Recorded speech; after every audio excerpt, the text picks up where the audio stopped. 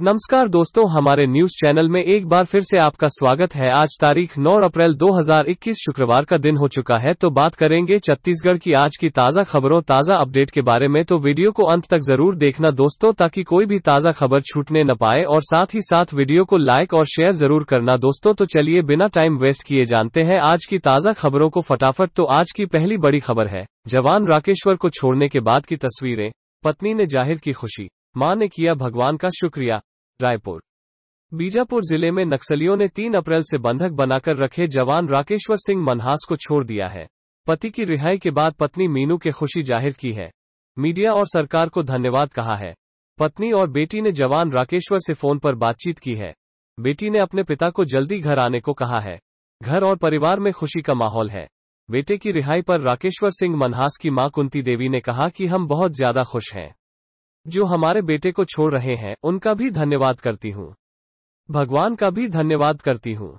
जब सरकार की बात हो रही थी तो मुझे थोड़ा भरोसा तो था, लेकिन विश्वास नहीं हो रहा था।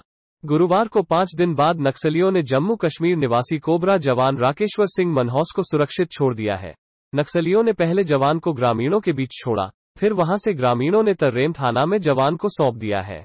20 गांवों के ग्रामीणों के सामने नक्सलियों ने जवान को सुरक्षित छोड़ा है। वीडियो में भी साफ देखा जा सकता है कि भारी संख्या में ग्रामीण मौजूद है। नक्सलियों ने जवान को रस्सी को कसकर बांध रखा था। उस रस्सी को ग्रामीणों की मौजूदगी में भी खोला गया। अगली खबर है दोस्तों, सीएम भूपेश बघेल ने किया ट्वीट, कहा वैक्सीनेशन की उम्र 18 साल की जाए। रायपुर मुख्यमंत्री भूपेश बघेल ने बढ़ते कोरोना संक्रमण के बीच केंद्र सरकार से वैक्सीनेशन की उम्र 18 वर्ष निर्धारित करने की मांग की है। भूपेश बघेल ने इस संबंध में ट्वीट कर प्रधानमंत्री नरेंद्र मोदी और पीएमओ को टैग किया है। मुख्यमंत्री भूपेश बघेल ने ट्वीट कर कहा कि अब जबकि कोरोना का संक्रमण बढ़ रहा है, तो हमेशा की तरह भविष्य में आने वाली चुनौतियों के प्रबंधन हेतु हमारे युवा देश की युवा पीढ़ी तैयार रहे, ऐसा हम सब सोचते हैं। इसलिए आवश्यक है कि वैक्सीनेशन की न्यूनतम उम्र 18 वर्ष निर्धारित की जाए। बता दें, इसके पहले महाराष्ट्र सरकार की ओर से वैक्सीनेशन की उम्र घटाकर 18 करने की मांग केंद्र सरकार से कर चुकी है। यही नहीं, इंडियन मेडिकल एसोसिएशन की ओर से भी केंद्र सरकार से वैक्सीनेशन की उम्र 18 साल किए जाने की मांग की गई है। अब केंद्र सरकार कब तक इस पर निर्णय लेती है, सबकी निगाहें लगी हुई हैं। अगली खबर है दोस्तों, छत्तीसगढ़ वैक्सीनेशन पर बड़ा केंद्र और राज्य का झगड़ा। केंद्रीय स्वास्थ्य मंत्री डा हर्षवर्धन बोले, राज्य ने संकट में डाली लोगों की जान, टीएस सिंहदेव का पलटवार। रायपुर छत्तीसगढ़ में कोरोना के बढ़ते आंकड़ों और मौत के ग्राफ में दिनों दिन हो रही बढ़ोतरी के बीच केंद्र और राज्य सरकार आमने सामने आ गई है। केंद्रीय स्वास्थ्य मंत्री डा हर्षवर्धन ने प्रदेश में संक्रमण के बेकाबू होने का जिम्मेदार राज्य सरकार को ठहराया है। उन्होंने ट्वीट कर कहा कि राज्य सरकार लोगों की जान संकट में डाल रही है।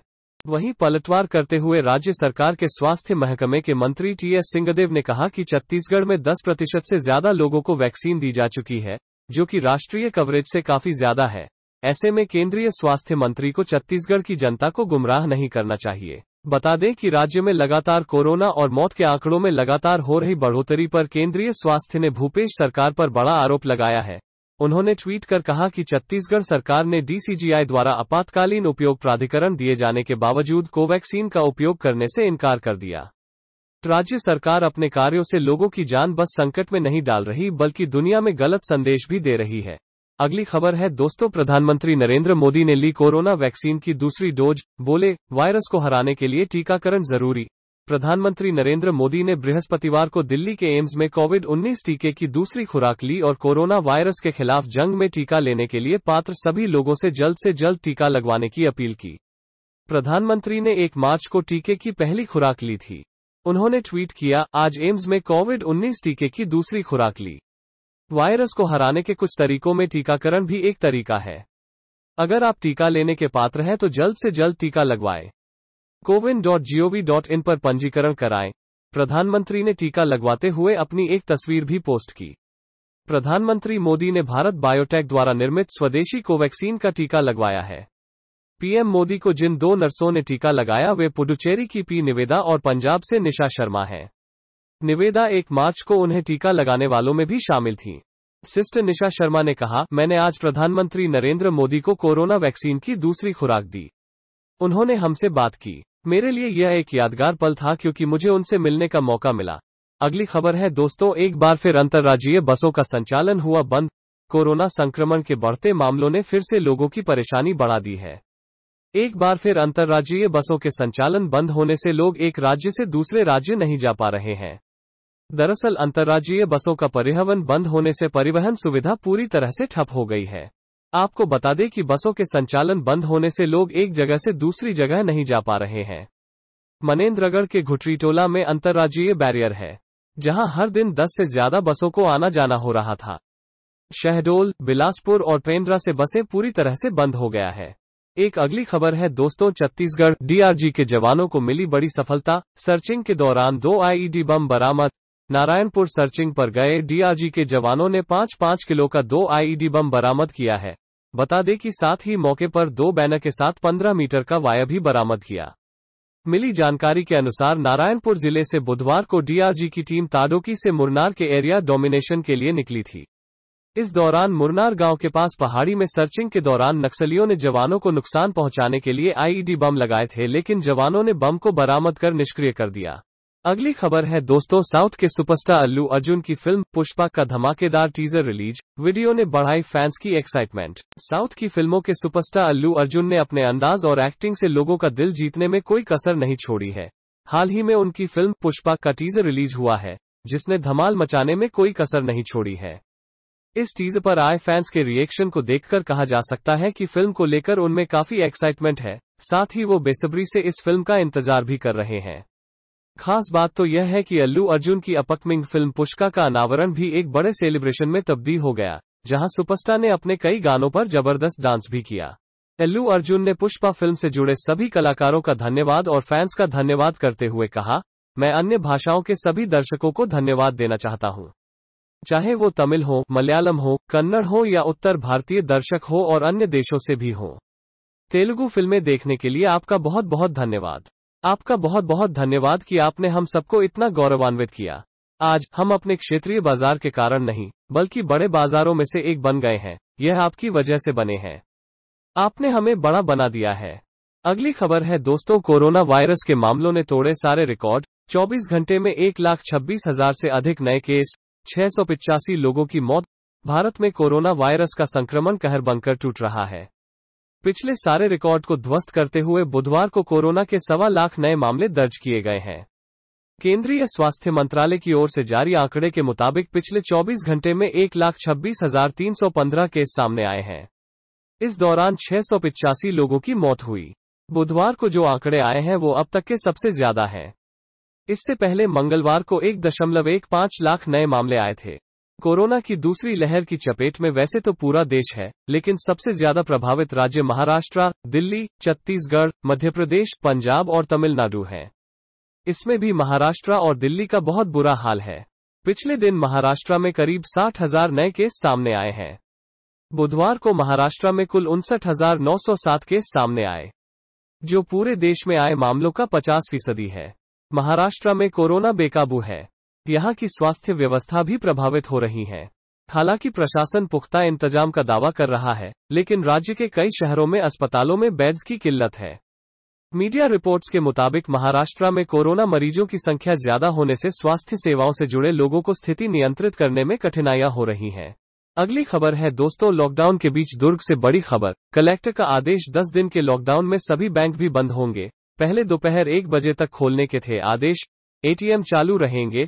दुर्ग जिले में लॉकडाउन के दौरान सभी बैंकों को बंद करने का आदेश कलेक्टर ने जारी कर दिया है। दुर्ग के कलेक्टर डॉक्टर सरेश्वर नरेंद्र भूरे ने अपने आदेश में कहा है कि 9 से 14 अप्रैल तक जिले के शासकीय और निजी बैंक बंद रहेंगे। केवल एटीएम सेवा पहले जैसे ही संचालित रहेगी। पहले लॉकडाउन में बैंकों को दोपहर 1 बजे तक खोले रखने का आदेश था। जिले में कोरोना का कहर जारी। दुर्ग जिले में कोरोना के बढ़ते मरीजों के बीच कलेक्टर ने बैंकों को बंद करने का फैसला लिया है। अभी तक सुबह 10 से दोपहर 1 बजे तक बैंक खोलने के आदेश दिए गए थे। अब कलेक्टर ने फैसला किया है कि शासकीय और निजी सभी बैंक बंद रहेंगे। यह खबर है कि कुछ बैंकों में कर्मचारी संक्रमित हुए हैं। इसके बाद प्रशासन को यह फैसला लेना पड़ा है। जिले में पूर्ण लॉकडाउन का आज चौथा दिन है। 14 अप्रैल तक लॉकडाउन रहेगा। जिला प्रशासन ने बैंक बंद करने का फैसला अधिकारियों के साथ समीक्षा करने के बाद जारी किया है। अगली खबर है दोस्तों, छत्तीसगढ़ में कोरोना। राजनांदगांव में 10 अप्रैल से 9 दिन का लॉकडाउन। सबसे ज्यादा 15,000 एक्टिव केस दुर्ग में। रायपुर में जरूरी सामानों की कालाबाजारी शुरू। छत्तीसगढ़ में रायपुर और दुर्ग के बाद अब राजनांदगांव में भी 9 दिन का टोटल लॉकडाउन लगा दिया गया है। कोरोना से बिगड़ते हुए हालात को देखते हुए कलेक्टर ने 10 अप्रैल की शाम से लेकर 19 अप्रैल तक लॉकडाउन का निर्णय लिया। वहीं छत्तीसगढ़ में पिछले 24 घंटे में कोरोना के रिकॉर्ड 10,310 नए केस मिले हैं। 53 लोगों की मौत हुई है। इनमें से 24 लोगों को कोरोना के अलावा दूसरी बीमारियां भी थीं, इसलिए प्रशासन 29 मौतों का कारण ही कोरोना को मान रहा है। बुधवार को 42,289 कोविड टेस्ट किए गए थे। नए मरीजों के मिलने के बाद छत्तीसगढ़ में एक्टिव मरीजों की संख्या 58,883 हो गई है। उधर रायपुर में लॉकडाउन से पहले ही जरूरी सामानों की कालाबाजारी शुरू हो गई है। टीमों की दुकानदारों पर नजर, रेट ज्यादा मिलने पर होगा एक्शन। संक्रमण की बढ़ती रफ्तार की वजह से दुर्ग जिले में 6 से 14 अप्रैल तक लॉकडाउन लगा हुआ है। रायपुर में भी शुक्रवार शाम 6 बजे से 10 दिनों के लिए टोटल लॉकडाउन हो जाएगा। इससे पहले ही दुकानदारों ने अचानक जरूरी सामान की कीमतें बढ़ा दी हैं। Raipur collector doctor S Bharathidasan ने कालाबाजारी रोकने अधिकारियों की 9 टीम बनाई है। इसमें शामिल अधिकारियों को बाजारों और दुकानों पर नजर रखने को कहा गया है। यदि किसी भी दुकान में सामान की कीमत ज्यादा मिलती है तो टीम दुकानदारों पर कार्रवाई करेगी। कलेक्टर ने बताया कि टीम शुक्रवार शाम तक जांच कर कार्रवाई करेगी। अगली खबर है दोस्तों, प्रदेश में अब तक 10% आबादी को लग चुकी है वैक्सीन की पहली डोज। वैक्सीन पूरी तरह सुरक्षित। रायपुर कोविड-19 की वैक्सीन को लेकर जनता में एक खास तरह का डर देखा जा रहा है, जिसे दूर करने के लिए केंद्र से लेकर राज्य सरकारें लोगों का डर दूर करने के लिए तरह तरह के प्रयास कर रही हैं। प्रदेश में इसी डर को देखते हुए राज्य सरकार ने एक संदेश देते हुए लोगों का भ्रम दूर करने की कोशिश कर रही है। राज्य सरकार ने बताया कि प्रदेश के करीब 10% आबादी को कोविड-19 वैक्सीन की पहली डोज लग चुकी है। स्वास्थ्य विभाग का लक्ष्य है कि इस महीने के अंत तक 45 से अधिक आयु वर्ग, जो कुल आबादी का 20% है, के सभी 58,66,599 लोगों को वैक्सीन की पहली डोज लगा दिया जाए। हालांकि अभी तक इस आयु वर्ग के 25,25,833 लोगों को वैक्सीन की पहली डोज लग चुकी है। हालांकि अभी भी कुछ लोगों के मन में तरह तरह का डर है कि इससे प्रजनन क्षमता में असर होगा या कि बीमार नहीं है तो क्यों लगवाएं। इसके अलावा बीमार पड़ जाएंगे या कि तबीयत खराब हो जाएगी। ऐसे में राज्य सरकार का कहना है कि विश्व स्वास्थ्य संगठन, यूनिसेफ, कई विशेषज्ञ चिकित्सक और भारत सरकार के ड्रग रेगुलेटर अथॉरिटी सभी कह रहे हैं कि वैक्सीन पूरी तरह सुरक्षित है और आवश्यक मानदंडों का पालन करते हुए तैयार की गई है। साथ ही वैक्सीन के साइड इफेक्ट बिल्कुल नहीं है।